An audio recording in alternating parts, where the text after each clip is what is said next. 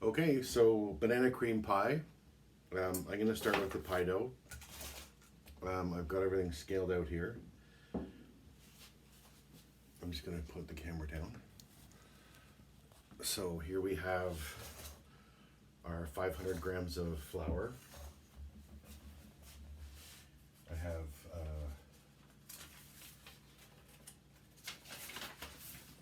125 grams of both of each butter and shortening, 5 grams of salt, and in this measuring cup I've got one large egg and 100 milliliters of cold water. So as in with pastry, we always do flour and fat first. Often the salt is dissolved with the water and egg, so I'm going to do that. So this is a pastry blender. This was my dad's and mom's actually. So it's got to be, I don't know, 80 years old. We need to get a few of these for the kitchen. And so I just turn the bowl and I turn my hand as I press in with the blender. I push the items off the blender, and then I go back in. So if we're making large batches of pie dough in the classroom, we use the pastry blenders that are that fit on those large Hobart mixers. But for smaller batches, you could just use a paddle. You just have to really be careful you don't overmix. Or use a pastry blender like this. Okay, so I continued blending for probably another 2 minutes. And now I've got this most of the flour's been in contact with a little bit of the fat's still in chunks. I'm now going to use just a big spoon or fork, a big spoon, to mix the egg in with the flour.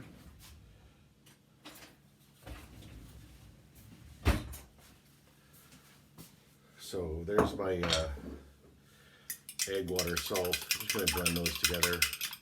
Just quickly, just break the yolk up, get the salt mixed with the water, dump that in,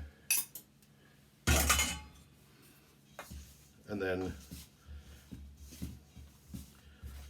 just fold this around a little bit. And we will end up probably kneading it at some point, just a little bit.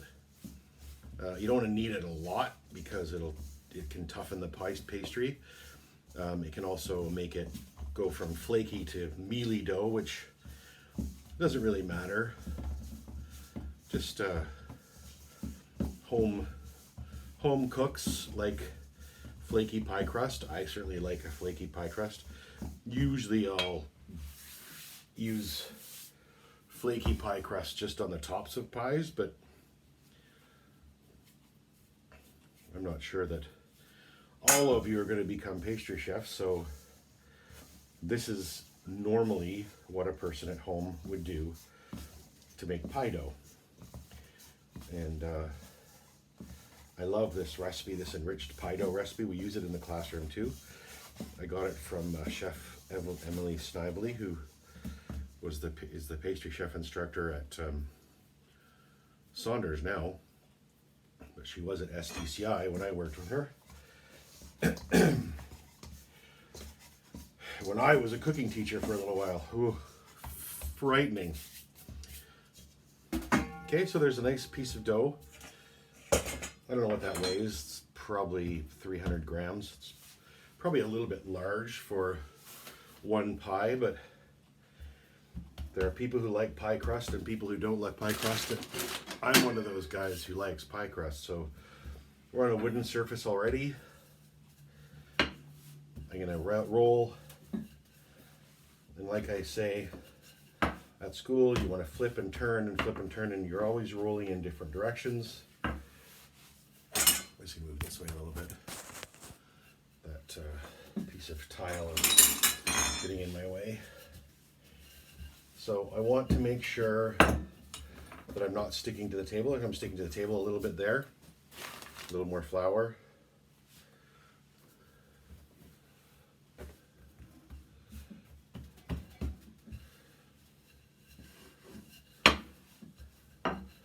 I want it to be round. I want it to be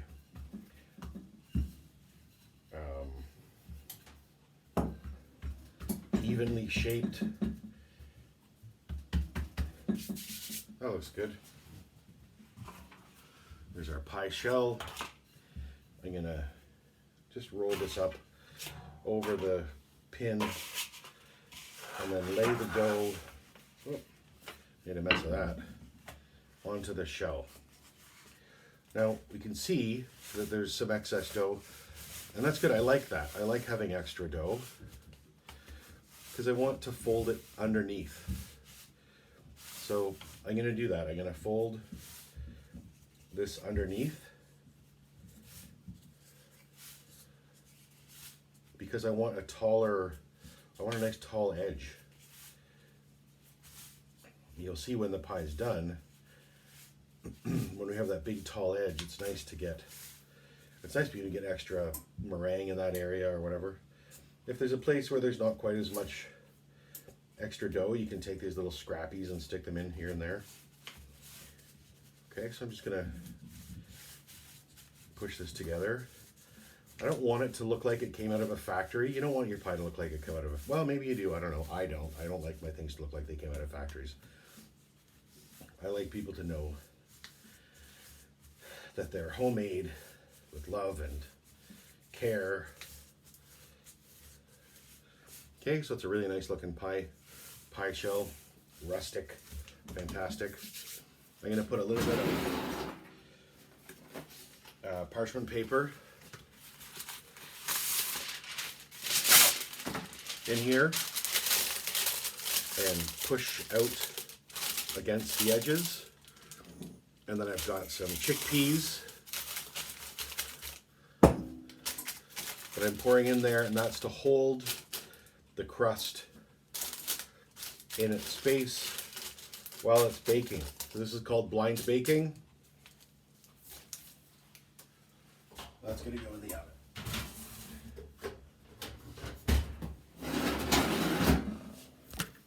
So that'll go in the oven for a little while with those beans in it. They hold down the bottom of the crust so it doesn't get big air pockets. Once it's mostly cooked, I'll take those beans out and then continue baking the crust till it's all cooked through. And then we put the filling in, and we're going to make a little tiny sponge cake for the top of that, and then the meringue goes on.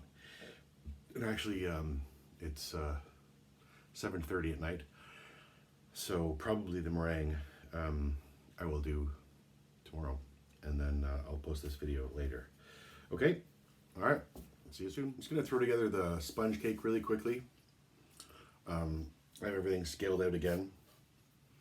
I've the recipe I put in on the Google Classroom is 5 whole eggs, 90 grams of sugar, 90 grams of flour, but I've made it even smaller. I used 1 egg, so it's about 22.5 grams of sugar, 22.5, so 23 grams of flour, 1 egg. So hopefully the mixer's small enough that it can mix this. I'm not sure it's going to work or not, but so basically it's just sugar and flour go together, and then that whisks to ribbon stage, and then we fold the flour in and we'll spread it on a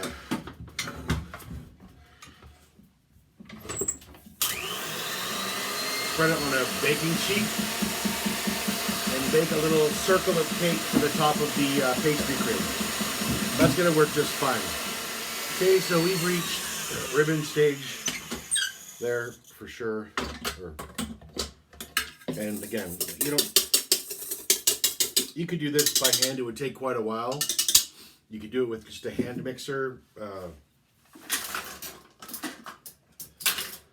One of these guys, for sure, it would work just fine. Or you don't even have to do it. I mean, stage, this part of making a cream pie was not something that was part of my childhood. It was something I learned as a pastry chef to protect the meringue from the filling, to prevent that bleeding of water out of the meringue. So I don't think it's an unnecessary step, but it's kind of going above and beyond. And certainly the recipe I gave you online is very large for one pie, right? So I used 1 egg, and I've got enough sponge cake here for 1 pie for sure. Like I'll cut a circle out of this. Okay, so it's going to go in the oven. At school, in a convection oven, that'll take maybe 7 or 8 minutes. It'll probably take 10 or 12 minutes here. Okay, so I'll show you that when it's done. Okay, so we're going to start the pastry cream. We put half the sugar with the cornstarch.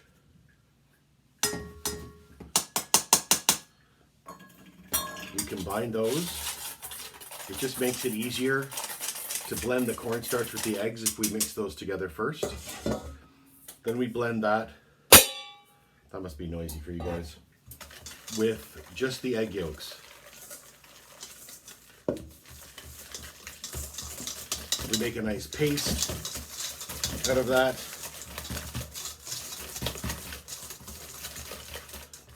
Lovely.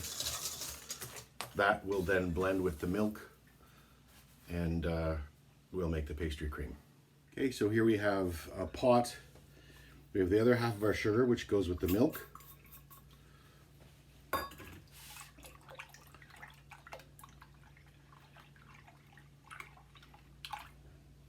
And we bring this milk to scalding hot, which is about 80 degrees Celsius. We do it for a couple of reasons. It speeds up the cooking when we add the egg mixture with the cornstarch. If this is already really hot, it speeds that process up really quite dramatically. And also we do it to kill any bacteria that we have hanging around in the milk, which is kind of archaic. That doesn't usually happen anymore with pasteurization, but we still do that. Okay, so here we have steaming hot milk on the stove. This is our egg yolk mixture. This procedure is called tempering, where you slowly add the hot liquid to the liquid with the thickeners in it, and it's to prevent lumping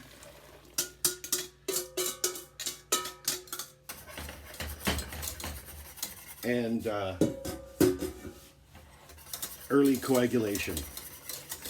So we always use a whisk to cook pastry cream out to prevent lumps. It'll take 2 or 3 minutes. Okay, so here we have the thickened liquid. Cornstarch has to reach in excess of 100 degrees Celsius in order to activate, and we like to say to hold it there for at least a minute and a half or 2 minutes to make sure that all the starch is activated, because you don't want that sort of graininess or powdery texture to your pudding, which is basically what this is, vanilla pudding. Okay, so it's lovely and thick, very gelatinous. Okay, so we're going to take that over to the other. So here we've got just a ceramic tile that I keep on my wooden work table so that I can put hot stuff on it and it doesn't burn. So here's the hot pastry cream. It's sweet but doesn't have any flavor, so we're adding vanilla extract for the flavor, and butter will help to stabilize the pastry cream. You know how firm butter gets when it's in the fridge, so we're spreading the butter out in the custard,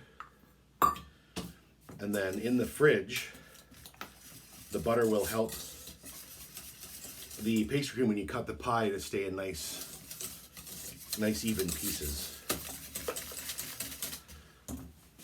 Okay, so we have our baked pie shell. Here's our vanilla pastry cream. We're going to put a layer in the pie shell.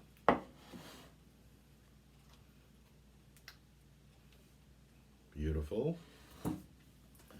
And then we've got our sliced banana. Nice and ripe banana, so it's got lots of flavor. And we're just going to divide that up evenly on the pie filling. Delicious.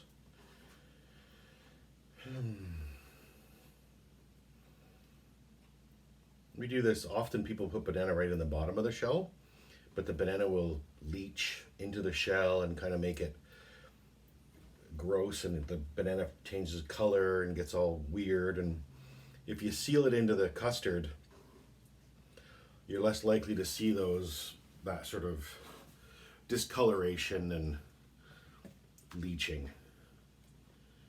So I prefer to suspend the banana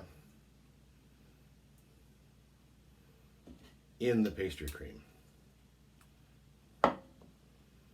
Okay, and then in a second,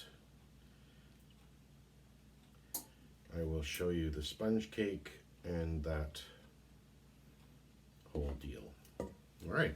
All right, this is going to be the prettiest situation because this cake is very tender, and it doesn't really matter. It doesn't have to be beautiful underneath the meringue.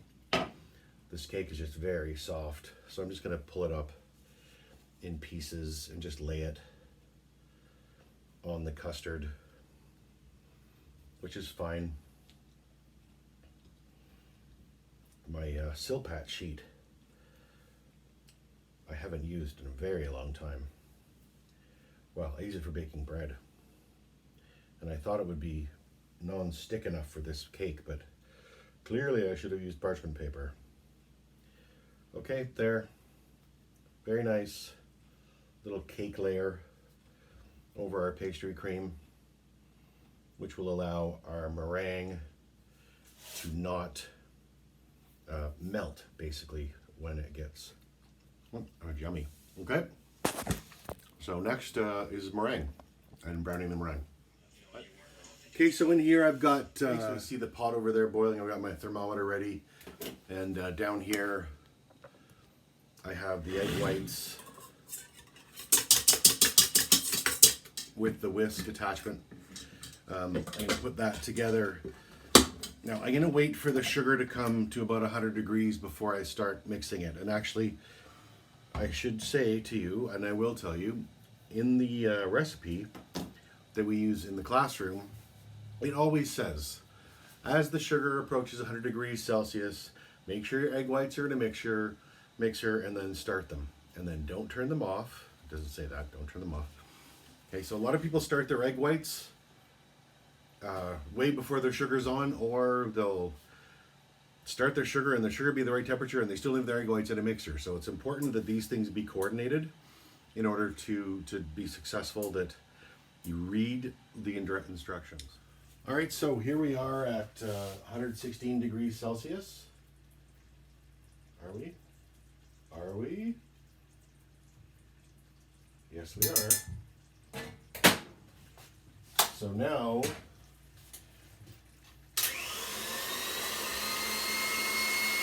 we pour the sugar into the mixer, which you can't see.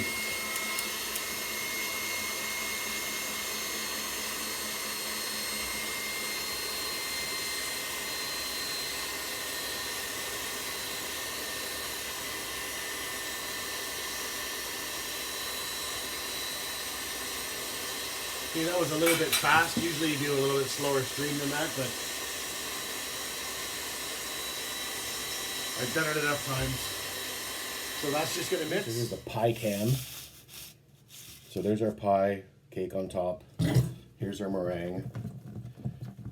There's a lot of it. Again, the recipes, the recipes we use at school are so huge because we're usually doing 10 or 12 of something. There's enough meringue here to do 2 pies at least. So probably I'll end up folding some cornstarch into here and making a separate pavlova meringue that can just sort of dry, and I can fill it with pastry cream and fruit at some point. I'm just doing this with this spatula on my hand because the meringue is still quite hot.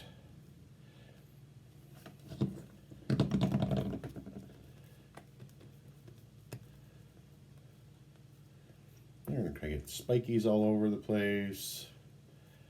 Very nice. Very nice. Spikies everywhere. Okay, and then I'm going to pop that